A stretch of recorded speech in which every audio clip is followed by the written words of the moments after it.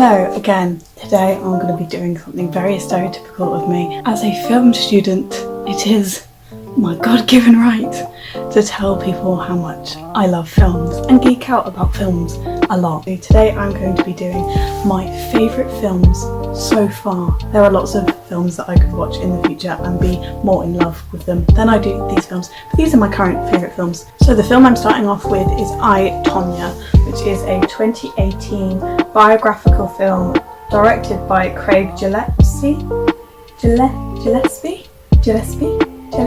and written by Stephen Rogers. I, Tonya follows Tonya Harding, who is a figure skater, and she has grown up in the South with quite an emotionally abusive mother and a distant father after her mum and her dad split up. Her mother encourages her to become a figure skater by pushing her onto the ice one day with a trainer and telling the trainer that she has to work with Tonya. So the film follows kind of her development from being a child into this world-renowned figure skater who actually breaks a world record. So the way that I, Tonya is set out is that it's kind of got some documentary conventions in it, so it breaks the fourth wall a lot, and it has a lot of the characters that are actually in the story talking to the audience and to the camera directly about the events that are ongoing throughout the film. But whenever someone says something in the film that Tonya doesn't agree with, she cuts in, she interjects, and she's like, no, this isn't right, and like talks to the audience as if they were an interviewer or if they were having a conversation about the stuff going on in Tonya's life at that point in the film. I never did this. And it's quite interesting. I've never seen personally a film that has done that before, where they've actually had a break of the fourth wall that isn't just, that doesn't feel like a one-sided thing. It feels more like a conversation of, it's styled like an interview in a documentary rather than they're just breaking the fourth wall, which I think is an amazing and unique thing to integrate into a film. So throughout the film, Tonya is shown to be quite an outlandish and outspoken southern girl who doesn't fit into the stereotype of being overly feminine in figure skating. The judges aren't so fond of the way that she presents herself, and she battles with this stereotype of figure skaters have to be very feminine. How do I get a fair shot here? We also judge on presentation. As just a whole, the cinematography is very beautiful. There's lots of shots that don't have any faces in them, but move around the ice as if you're figure skating with Tonya, which is quite interesting. And especially when she's competing in competitions, there's a lot of shots where it slows down to make you feel like you are Tonya in slow motion, experiencing everything that's going on around her. And it's quite interesting to put yourself in the shoes of not the typical person that you'd root for, especially when she's so outspoken and so rude sometimes. The filmmakers have allowed their spectators to empathise with her. The next one is a classic for anyone taking film or any film lovers out there, which is Ferris Bueller's Day Off, which is a 1986 film directed and written by John Hughes. And it's quite a nice comedy teen coming of age film, but with a twist. It's not stereotypical, it's quite funny and witty with Ferris's character. He's quite sharp and witty and gets his way around things because of his brains. He's also quite wise in the way that he speaks, and his dialogue and how that is framed and structured is quite interesting. I think a lot of people will know the opening lines or some of the early lines of Ferris Bueller's Day Off. I said it before and I'll say it again. Life moves pretty fast. You don't stop and look around once in a while, you could miss it. And the way that Ferris breaks the fourth wall is very dissimilar to I, Tonya. Ferris Bueller feels more like he is talking to the audience, but they are very much listening to him instead of it being a two-way conversation. So it's a light-hearted look at the youthful mind and the themes of rebellion and freedom. I think in a lot of coming-of-age films you've got, you need to do this to be successful. You'll hit some bumps in the road, like there's the usual thing where they fall out with their parents and they're like, you don't understand me or whatever, and then it's self-discovery after that. I feel like Ferris Bueller's Day Off kind of takes a different spin on that, and Ferris finds himself through his own actions and through the help of his friends. So my next film is Sorry to Bother You, written and directed by Boots Riley in 2018. There is a lot to take away from this film. So we follow the protagonist of Cash Green, which I think is a very clever and interesting name of a protagonist in a film so heavily critiquing capitalism. And it shows his battle to climb the corporate ladder as a black man and working as a telemarketer. He lives in the garage of his uncle's house with his girlfriend, who is an artist but also is a street sign dancer. I don't really know what that's called, but she spins her signs. He is looking for a stable job and he's not got enough money for them to stably live at the moment. So he goes and he works for a telemarketing company, and he starts as a telemarketer and he is ringing up people and unsuccessfully trying to make them buy things from this company. And one of the characters says to him, you have to turn on your white voice. Let me give you a tip. You want to make some money here? Use your white voice. My white voice? I'm not talking about Will Smith's wife, like this young blood. Hey, Mr. Kramer, this is Langston from Regal View. I watched the film and I was like, oh, I don't know, that makes me feel really uncomfortable. So he changes his voice, starts making sales, he becomes a favourite on that floor of his company, and he starts climbing the corporate ladder. Right near the second half of the film, he starts working for a company which is kind of like selling slave labour. They say that they will give you a place to live as long as you do a certain amount of work, and he starts selling it to people, to big corporations, and his girlfriend says, I don't like this at all, I'm going to break up with you because you have picked this over the life that we wanted. So as cash goes up, he climbs right to the top of the corporate ladder and he ends up at a party with the head of the company. As a black man at the party, he is told to turn off his white voice and that he should be comfortable in the party being a black man. So he starts speaking and everyone's so infatuated with him as being a black man that they tell him to rap. And so they get him up on a stage and he tries to rap and they really don't like it, up until the point where he's just like, screw it, I'm just going to say the N-word over and over and over again, and they start repeating it back to him. I come from the land of dope. Somebody got something to smoke?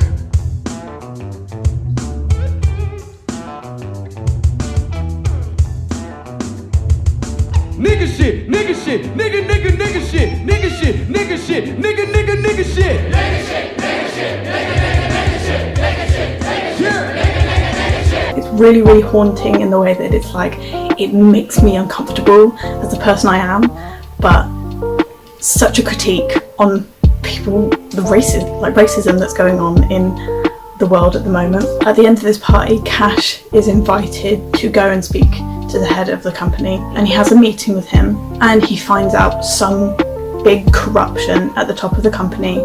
I'm not going to spoil it, but it's a real like U-turn in the film, changes genre of the film so quickly, and it is quite like probably the biggest U-turn and biggest narrative change that I've ever seen in a film ever, and it's so interesting to look at that.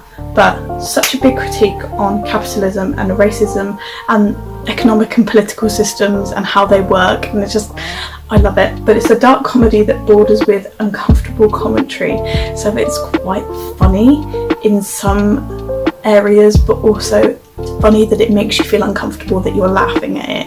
It's like, it's quite borderline on the way that it like plays with your emotions and plays with the way that you respond as a spectator, which is quite interesting. But it also looks into how masculinity is tied into success, and how his self-worth is tied into how much money he's making, and where he is on the corporate ladder and within capitalism. And when he's right at the bottom, he feels emasculated, and the more and more he climbs up, he feels more and more masculine until he hits the top and he realises, I'm doing this for the wrong reasons. Okay, my next film is La La Land, a 2017 film written and directed by Damien Chazelle. As a film student, I have to have the pretentious, glamorizing Hollywood film that La La Land is. However, I am so in love with this film. Anyone that was in my film class over the last 2 years know how much I love this film and how emotional it makes me. So La La Land follows the characters of Mia and Sebastian. Mia is a budding Hollywood actress who is working as a barista on the Warner Brothers lot, and Sebastian is a budding jazz player. He wants to open his own jazz club, but he is really struggling for money, and he's working as a pianist in a restaurant at the moment. It cleverly blends mocking and also paying homage to musicals. I quite like the way, in my opinion, Damien Chazelle flips musicals on its head and goes, this is what I would be doing if I was doing a classic musical, but I'm actually doing it like this, to show you how musicals can fit into the modern day. The first opening scene, I think, is kind of mocking musicals. It doesn't include the main characters in it, which I think is quite interesting. And it's this big musical number. Welcome to Hollywood, welcome to LA, this is what we are. You know, the morning rolls around, you get up off the ground and it's another day of sun. It's kind of glamorizing and making this optimistic utopia out of LA and Hollywood, which then gets flipped on his head immediately as we meet Mia and Sebastian. So as we go into it, we follow Mia first, and she's rehearsing lines in her car, and then she gets beeped at by Sebastian because she is not moving on the freeway.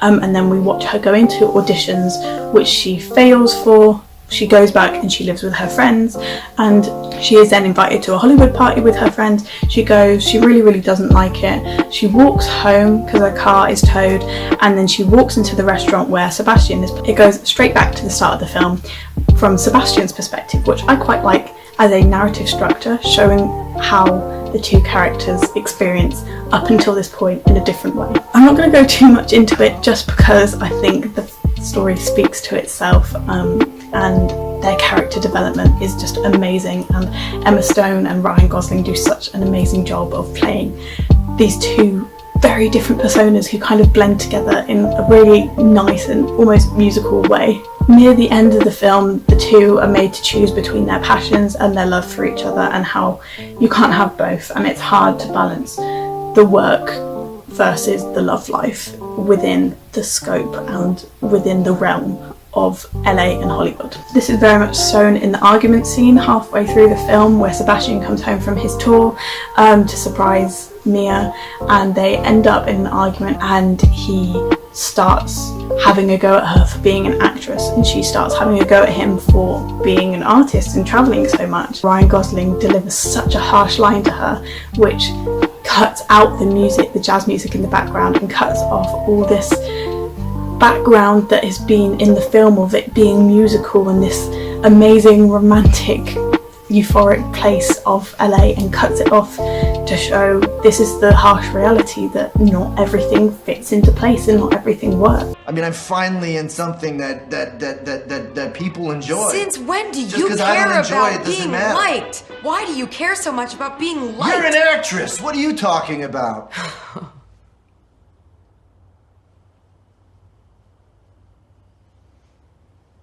And I think that was a really clever decision from Damien Chazelle in that scene, and I absolutely love it. Followed by the fire alarm. I quite like the epilogue as a scene. It's quite long and extensive, but it's just before the final scene of the film, and it is Chazelle showing what life could have been if Mia and Sebastian had gone that way, and how it was kind of less fulfilling to the spectators when they eventually do get together in that kind of epilogue centre. I also kind of like it because it is Damien Chazelle showing off, if he was doing a typical musical, what it would look like, and the fact that he's not doing a typical musical. He is paying homage to it, but in the same way he's kind of mocking how these musicals make life look like a walk in the park, when actually there is so many dynamics and so many bumps in the road and so many things that can go wrong, which he shows in the storyline of Mia and Sebastian. So just before I go for my penultimate film, I'm going to give some honourable mentions to some of my other favourite films. The Breakfast Club, Shaun of the Dead, Casablanca, Call Me By Your Name, Marriage Story. Once Upon a Time in Hollywood is another one of my favourite films. I'm a Tarantino lover, and I know, controversial, all of that fun stuff of the Tarantino universe is just some of my favourite films ever. Anyone who knows me will know how much I love the 1994 Tarantino film of Pulp Fiction. There is a poster of it right behind me, of it in chronological order. Need I say more? Pulp Fiction is a film which kind of throws you around everywhere. It's not in chronological order, and the stories are very different in the way that they are set up, but they all interweave right at the end of the film, and it's quite interesting how that happens. And Tarantino does such a great job of being able to focus on the main characters of Vincent and Jules whilst also building on the subplots of people like Butch and Fabienne, but even people like Pumpkin and Honey Bunny that just are such minor characters but are built upon so much within the film. So the film opens in a diner with Honey Bunny and Pumpkin. We never actually learn their names, we just know their nicknames for each other, and they have decided that they're going to rob a diner, and then it completely changes and we don't see them until the end of the film. We then are introduced to Vincent and Jules, who are played by John Travolta and Samuel L. Jackson, and they are going to someone's apartment to kill them for giving a foot massage to Mia Wallace, who is the wife of Marcellus Wallace, who is a very pivotal character. Jules just has a go at this guy for not understanding why the French call it a royale with cheese instead of a quarter pounder, and it's just so funny for such like a dark moment where he is about to kill this guy. But also it plays with the idea of religion, and this whole movie toys with the idea of morality and who actually are the bad guys. We're presented here with these two hitmen of Vincent and Jules, but also with the robbers of Honey Bunny and Pumpkin, who eventually cross paths right at the end of the film, and we're made to question who is worse in the way that they're presented and the jobs that they have. Jules says a passage from the Bible, which actually he misquotes, in which he kind of justifies to himself killing this guy. Blessed is he who in the name of charity and goodwill shepherds the weak through the valley of darkness, for he is truly his brother's keeper and the finder of lost children. So we're made to empathise with these characters of Vincent and Jules, even though they are hitmen and they are doing horrible things, but their character arcs and the way that they are developed as people in the film make you empathise with them and make you feel like you are kind of friends with them with the way that they speak to each other and the way that they are around the camera. We then meet Butch. Butch is quite an interesting character, I think, for his involvement with Marcellus Wallace. Marcellus is quite an overarching character and his relationship with Butch is quite a weird one. Butch is a boxer and Marcellus is paying him to get knocked out in a certain round of boxing, but he doesn't do it, so Marcellus is after him. And then we meet Mia. Mia is quite an interesting character. So Mia is Marcellus's wife and she's quite off the rails a little bit. She's very free-spirited and kind of does what she wants, and she doesn't really listen to Marcellus.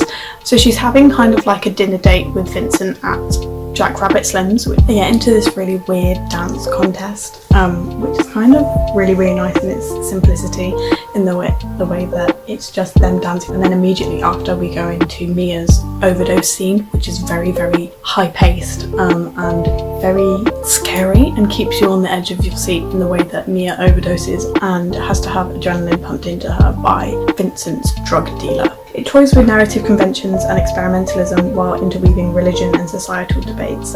So it's not on a linear structure, which is quite hard to follow, but after you watch it a few times, I think it's quite interesting to see how different plot pieces slot together chronologically.